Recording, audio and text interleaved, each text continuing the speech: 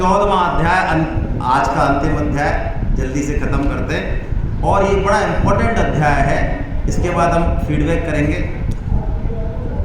गुणत्रय विभागयो। गुणत्रय विभागयो का मतलब क्या है?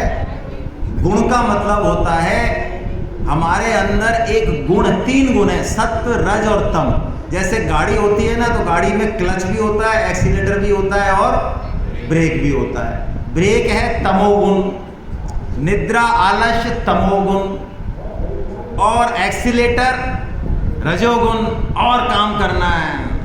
अब की बार एक और फैक्ट्री लगानी है ना। अब की बार तो मेरे को जयपुर के टॉप 10 में आना है। टॉप 10 जो पूंजीपति है, इतनी मेहनत करने रही। रजोगुण हमको लगाए रखता है, दौड़ाए रखता है, पूरी जिंदगी गधा बना के रखता है हमको। और एक है सतोगुण, क्लच, कब गाड़ी की रेस कम है, कब गियर लगाना है, कब बढ़ानी है, ये क्लच है, क्लच। ये सतोगुण है जो हमें अपने बारे में जानकारी देता है, होश में रखता है, ज्ञान में रखता है, प्रकाश में रखता है। तो ये तीनों गुण ही जरूरी हैं। खराब और अच्छे का सवाल नहीं है। यदि हमको नींद ना आए तो बोलो कैसी रहे? 2 दिन नींद नहीं आ जाए, नींद नहीं आए मान लो, तो डॉक्टर के पास ले जा। सबसे पहले तो वो ठोकेगा इंजेक्शन एक काम बोझ का, और फिर पूछेगा नींद आ गई कि हाँ आ गई, फिर ठीक है, फिर कोई दिक्कत नहीं। यानी निद्रा भी जीवन के लिए जरूरी है। तो तीनों गुणों से जो साधक होता है, जो गीता का, वो तीनों गुणों से खेलता है। खेलने का मतलब उनका वो तीनों का क्या करता है? सदुपयोग करता है। वो है तो तीनों गुण है, ये खराब है। गुण का मतलब बंधन होता है, वैसे तो बांधने वाले हैं, लेकिन ये बंधता नहीं है। ये ऐसे ही है जैसे सांप के अंदर जहर है या नहीं है? तो सांप मर जाता होगा,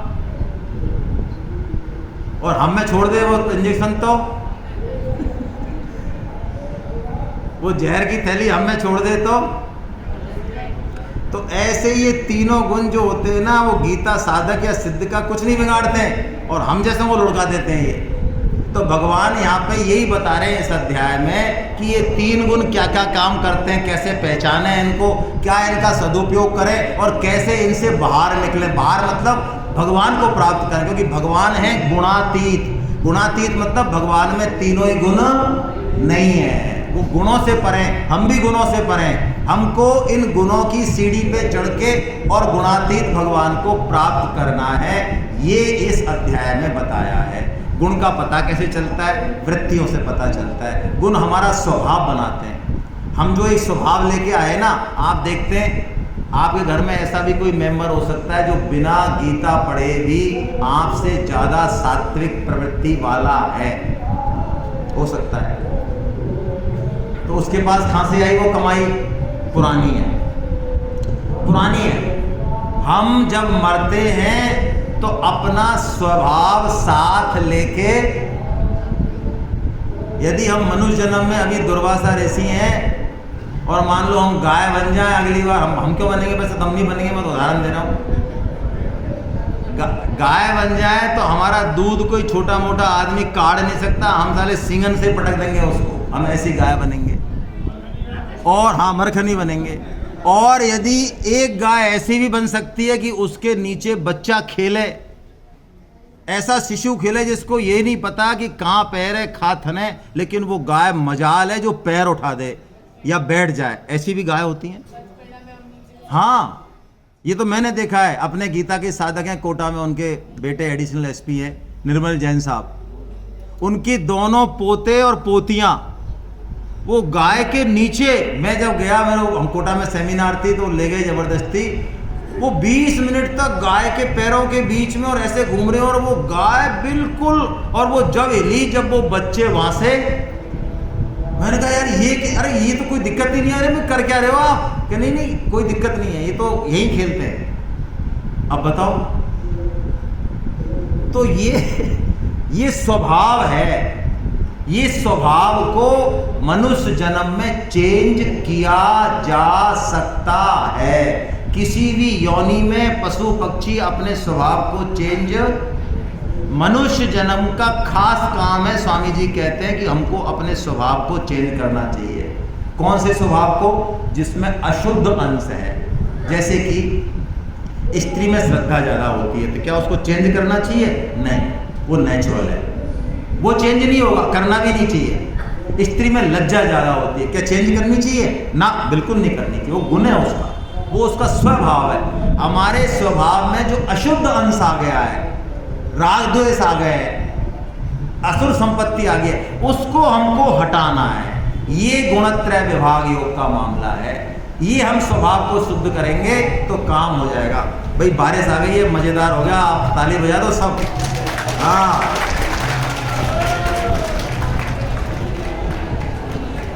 लगता है किसी ने फोन घुमाया, दिखता है कि साहब गर्मी बहुत हो रही है। अरे ऐसे फोन मत घुमाया करो, भगवान सुन लेते हैं। भाई देखो, सेठ जी महाराज है ना, बीमार पड़े, आपको पता है, सेठ जी महाराज बीमार पड़े, और ऐसे बीमार पड़े कि उनकी जान जाने का खतरा हो गया। सुनना भाई, थोड़ी देर और बने रहो, ज़्यादा समय तो नहीं हो गया ना। तो हमारे जैसे लोग कोई होंगे सेठ जी के शुभ चिंतक, तो उन्होंने महामृत्युंजय जप के लिए तैयारी कर ली, पंडित बुला लिए और तगड़ा कि सेठ जी को जाने नहीं देंगे। तो सेठ जी को जब पता चला, किसी ने कहा कि आपके लिए तो महामृत्युंजय जप हो रहा है, तो सेठ जी ने उनको बुलाया। उन्होंने कहा, तुम मेरे जीवन के सबसे बड़े दुश्मन हो, मैं श्राप दे दूंगा। तो यदि किसी भी व्यक्ति ने मेरे स्वास्थ्य के लिए भगवान के विधान में अड़ंगा लगाया, वो मेरे जीवन का सबसे बड़ा दुश्मन होगा। ये सेठ जी ने बहुत क्रोधित होकर कहा। यदि भगवान ये चाहते हैं कि मेरा शरीर नहीं रहे, तो उसके विधान में हम कौन होते हैं अड़ंगा लगाने वाले? आप समझ सकते हो क्या भाव होगा सेठ जी का। तो इसलिए फोन वोन मत घुमाया करो बारिश के लिए, भाई मैंने तो इसलिए कहा है। तो देखिए सत्वता में कैसे कैसे ये जो है सतोगुण है। जल्दी से हम एक श्लोक पढ़ लेते हैं, मैं थोड़ा फास्ट ले रहा हूं। तत्र सत्वं निर्मलत्वा प्रकाशकमनामयं सुख संगेन बध्नाति ज्ञान संगेन चानघा। भगवान कहते हैं सतोगुण वैसे तो निर्मल है, स्वच्छ है, प्रकाशक है, बहुत बढ़िया है, लेकिन अर्जुन इसका भी आसक्ति या इसका संग करना भी गलत है। ये भी हमें सुख और ज्ञान की आसक्ति से बांध लेता। क्या मतलब है इसका? सतोगुण को हमको जीवन में धारण करना है, बढ़ाना है, लेकिन आश्रय नहीं लेना है, इसको चिपकना नहीं है। इससे भी बहुत गहरी बात है, कैसे समझें? मेरे को पुराने उदाहरण ही याद आ रहे हैं, वो नया याद नहीं आ रहा। चलिए पुराने देता हूँ। बच्चे चलना सीखते तो एक रेलू या टिकड़ी होती है 3 पहिए की, उसको पकड़ के चलना सीखते हैं। उससे वो महीने 2 महीने में चलना सीख जाते हैं ना। उसके बाद वो उस टिकड़ी को छोड़ देते हैं और आराम से पैदल चलते हैं, खुद ही खड़े होके। लेकिन कोई बच्चा यदि ये कहे कि इस तिकड़ी ने तो मेरे को चलना सिखाया है यार, इसको तो मैं मरे ही नहीं छोड़ूंगा, तो बोलो ये अच्छा है कि बुरा है? बस, तो हमको ऐसे ही किसी व्यक्ति का, परिस्थिति का संग नहीं करना है, अच्छी का भी। उसमें रहेंगे हम उसका, लेकिन यो बनी रहे ऐसी इच्छा हम नहीं करेंगे। अब रजोगुण क्या कहता है? रजो क्या कहता है? रजो लगाता है राग मतलब बस और दौड़ाता है। रजो रागात्मकं वेद्धि तृष्णा संग समुद्भवं तन्निबध्नाति कौन्तेय कर्म संगेन देहिनम्। रजो क्या करता है? ये हमको गधा बनाता है। गधा किसका? कर्म का गधा। ये कर्म ठोक है, ये समझते हैं अपने आप को कर्म योगी, लेकिन ये कर्म ठोक होते हैं। बहुत ज़्यादा कर्म करना अपेक्षित नहीं है, भौतिक प्रगति बहुत लेवल तक करना अपेक्षित नहीं है, उसमें बहुत ज़्यादा समय देना अपेक्षित नहीं है। ये रजोगुण राग के कारण तृष्णा पैदा कर देता है। तृष्णा मतलब वो बुझती नहीं है, और एक बार इस्कॉन के जो संस्थापक हैं परम श्रद्धेय श्री प्रभुपाद जी महाराज, बड़े विलक्षण व्यक्तित्व हैं। आप सोच सकते हैं कैसे व्यक्तित्व रहे होंगे वो भी। हमारे इंडिया में कोई नहीं सुन रहा। 66 साल की उम्र में, कितनी उम्र में? 66 साल की उम्र में वो पहली बार 40 रुपए लेके और लोहे का बक्सा लेके और माल जहाज से अमेरिका गए। गोदाम, जैसे गोदाम जिसमें माल भरा जाता है ना, बोरिया, जिसमें सबसे कम किराया होता है, किराया नहीं होता है, उससे गए। बुखार हो गया। 108 मंदिर उन्होंने वहां बनाए। अंग्रेज उनकी बात सुने, कितनी भगवान की कृपा होगी।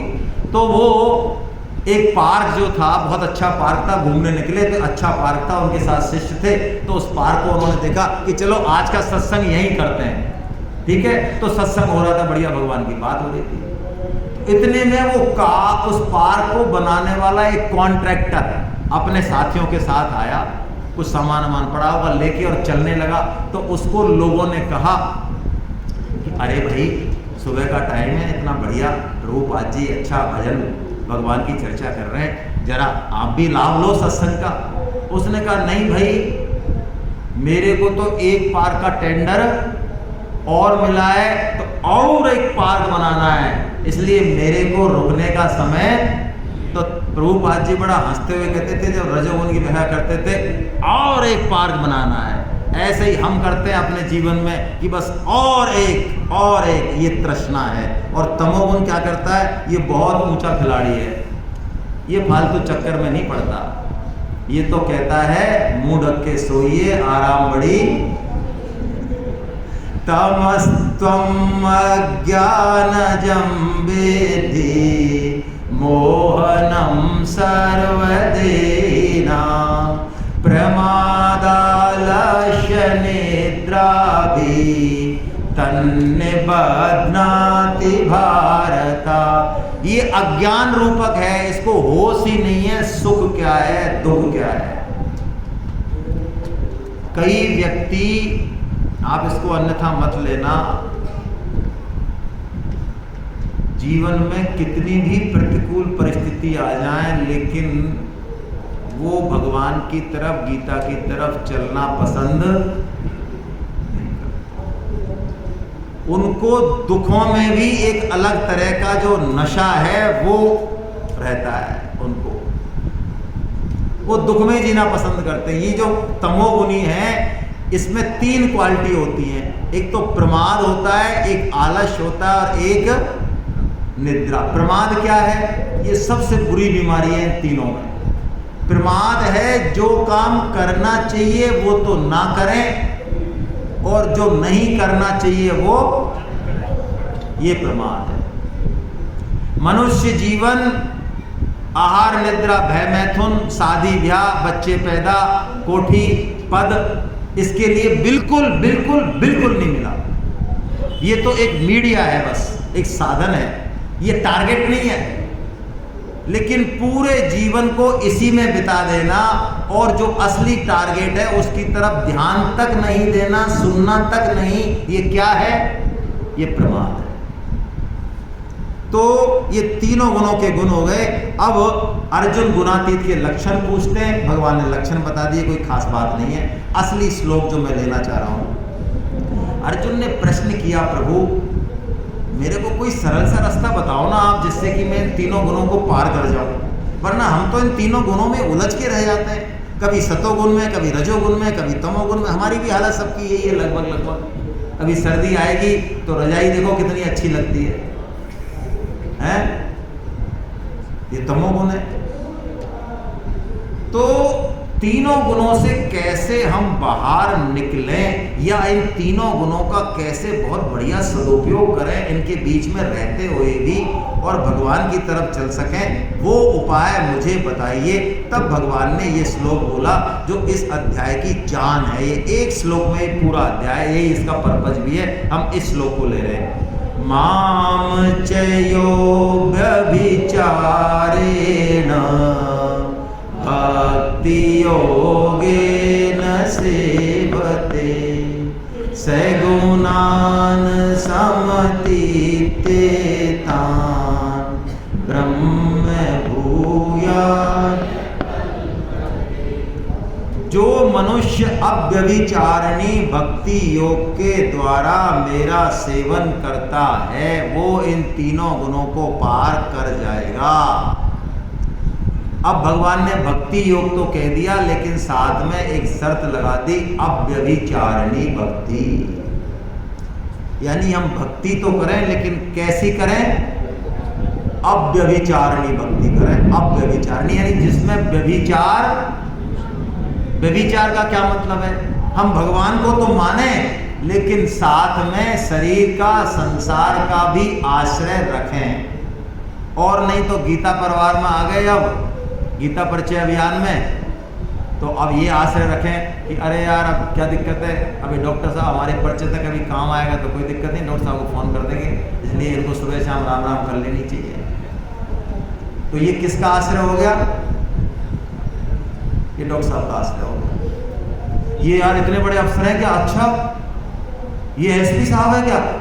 अरे तो कभी काम आएंगे हमारे। अच्छा ये इतने बड़े व्यापारी हैं, इतने बड़े वो हैं, अरे तो बढ़िया यार, ये भी गीता पढ़ते हैं, हम भी गीता पढ़ते हैं। अब देखिए इस गीता परिचय अभियान में होते हुए भी जो इसका मूल है भगवान, उससे हटके और हमने फिर क्या किया?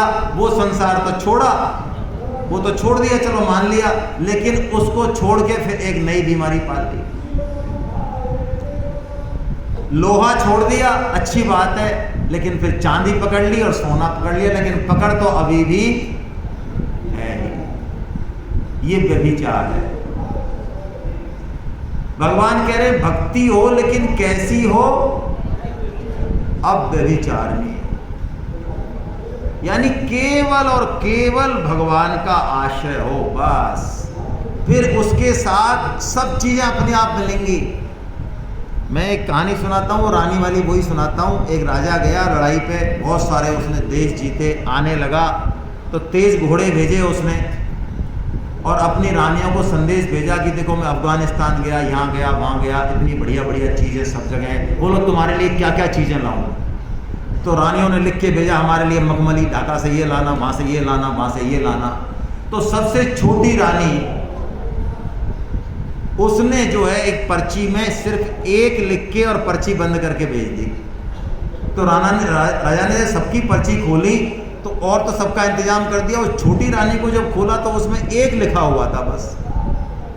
तो राजा चक्कर में पड़ गया, यार ये छोटी रानी क्या चाहती है, ये एक का क्या मतलब है। तो उसका एक मंत्री था अंतरंग, जिससे वो इस तरह की बात भी कर लेता था। उसने कहा कि हमारी छोटी रानी ने यार एक भेजा है, इसका क्या मतलब है। तो मंत्री बहुत समझदार था, उसने कहा राजा ये छोटी रानी जो है ना, ये सिर्फ और सिर्फ आपको चाहती है, आपके अलावा ये और कुछ भी। अब बताइए वो छोटी रानी घाटे में रहेगी कि नुकसान में, नफे में रहेगी भाई।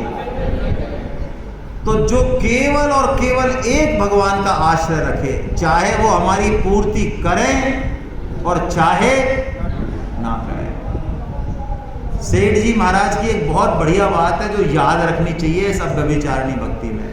सेठ जी महाराज ने एक बार, स्वामी जी और सब बैठे थे, ऐसी बातें स्वामी जी के सामने कहते थे, बहुत ऊंचे लेवल की बात है। सेठ जी ने मुस्कुराते हुए कहा कि मौज उड़ रही है, हमारी तो हमेशा ही मन की होती है, हमारी तो 24 घंटे ही मन की होती है हमारी। तो स्वामी जी ने पूछा कमाल है, आपकी हमेशा ही मन की होती है, तो आपकी हमेशा कैसे मन की होती है, हमारी तो किसी की मन की नहीं होती। तो सेठ जी ने फिर फार्मूला दिया कि हमारे मन की वास्तव में कुछ है ही नहीं, हमने अपने मन को भगवान में मिला रखा है, तो जो होती है वो भगवान की इच्छा से होती है, इसलिए हमारी तो हमेशा ही मन की। क्या बढ़िया फार्मूला है भाई, हैं? कितना बढ़िया फार्मूला है कि जो हो रहा है भगवान की कृपा से हो रहा है, हम अपनी युक्ति करें, अपना स्वधर्म करें, उसी में ही हमारा भगवान की कृपा मान के। तो ये अव्यभिचारिणी पतिव्रता स्त्री का उदाहरण दिया स्वामी जी ने। पतिव्रता स्त्री सबकी सेवा करती है, लेकिन उसकी जो सेवा और संबंध का जो आधार और आश्रय है वो पति से है। सारे जो संबंध जो डिफाइन हो रहे हैं वो थ्रू पति हो रहे हैं। जेठ इंडिपेंडेंट जेठ नहीं है। वो जेठ इसलिए जेठ है क्योंकि वो पति का बड़ा भाई है। ससुर इंडिपेंडेंट नहीं है, वो पति का फादर है, इसलिए ससुर है। इसलिए भक्त संसार में कोई भी रिश्ता किसी से भी, ना पत्नी से ना पति से, किसी से भी वो इंडिपेंडेंट रिश्ता रखता ही नहीं है। उसके सारे रिश्ते किसके थ्रू हैं? भगवान के थ्रू। समझ में आई बात? पत्नी भी भगवान की, पति भी भगवान का, हम भी भगवान के। इस नाते हमारा एक संबंध है, हमारा इंडिपेंडेंट संबंध। और ये पक्की बात है, किसी भी रिश्ते के बीच में यदि भगवान आ गए वो रिश्ता बहुत मधुर हो जाएगा। और भगवान के बिना कितना ही दैहिक दैविक कितना भी आकर्षण हो, सब फुस्सी फटाका है। आज नहीं तो कल बर्फ में लगेगा रिश्ता, कोई लेना देना नहीं। और ये एक ऐसा अट्रैक्शन है भगवान का, ये दिन दूना रात चौगुना जो है रस देगा। दिन दूना रात चौगुना, ये अब व्यभिचारिणी भक्ति। इससे हमारा तीनों गुण कुछ नहीं बिगाड़ सकते हमारे। खेलेंगे हम तीनों गुणों में। जैसे कि भगवान शिव हैं, भगवान शंकर, मैं बताता हूँ वो गुणातीत है भगवान शंकर। उनके जीवन का एक उदाहरण देखें, आपको उसका एक्सप्लेनेशन भी कई बार परेशान करता होगा कि यार ये क्या हो गया। मोहिनी अवतार लिया भगवान ने, तो भगवान शंकर थे नहीं उस समय, उन्होंने बड़ी बड़ाई सुनी। तो भगवान शंकर आ गए डमरू बजाते हुए कि महाराज आपने अभी अभी एक बढ़िया सा स्वांग रचा बताया। अरे कि क्या लेना देना है, उससे कोई लेना देना नहीं है, वो तो हमने असुरों को मोहित करने के लिए किया था, तुम्हारे काम की कि नहीं, हम इच्छा है हमारी, देखना चाहते हैं। कौन सा अवतार? अब अवतार का नाम क्या है? संत कहते हैं कि भागवत पढ़ो तो मोहिनी अवतार की सुंदरता का वर्णन सुखदेव जी ने 5 श्लोकों में किया है। यानी ये 5 श्लोक हमारी पांचों इंद्रियों को फायर कर देंगे, फायर। इसलिए साधक कभी भी उन श्लोकों को पढ़ता नहीं है, ना तो उनका अर्थ पढ़ता है ना श्लोक पढ़ता है। जैसे ही वो श्लोक आते हैं उनको प्रणाम करता है और आगे निकल जाता है। हाँ, मोहिनी अवतार को साष्टांग दंडवत करता है वहीं पे और आगे निकल जाता है। मां रस नहीं लेता उसमें, रस लेगा तो फिर दुलत्ती पड़ेगी। तो भगवान शिव ने जो जिद करी कि नहीं हमको तो देखना है, तो देखना है। तो ऐसे ही जैसे ही मोहिनी अवतार आया तो भगवान शिव के बगल में पार्वती जी बैठी हैं, बोलो आप। और भगवान शिव तो बावले हो गए और वो बॉल उछालती उछालती पार्क में ले गई और पार्क में दौड़ा दौड़ा के भगवान शिव को जो है बावड़ा बना दिया। और भगवान शिव का जो है वीर स्खलित हो गया, ऐसा लिखा हुआ है शास्त्र में। जैसे ही भगवान शिव अपनी स्थिति से च्युत हुए, तुरंत उन्होंने मनोस्थिति बदली और अपनी स्थिति में आ गए। तो भगवान ने कहा, भगवान शिव को प्रणाम किया कि आप ही हो इस सृष्टि में जो मेरे मोहिनी अवतार को देख के च्युत तो है लेकिन तुरंत अपनी स्थिति में आ गए। क्यों?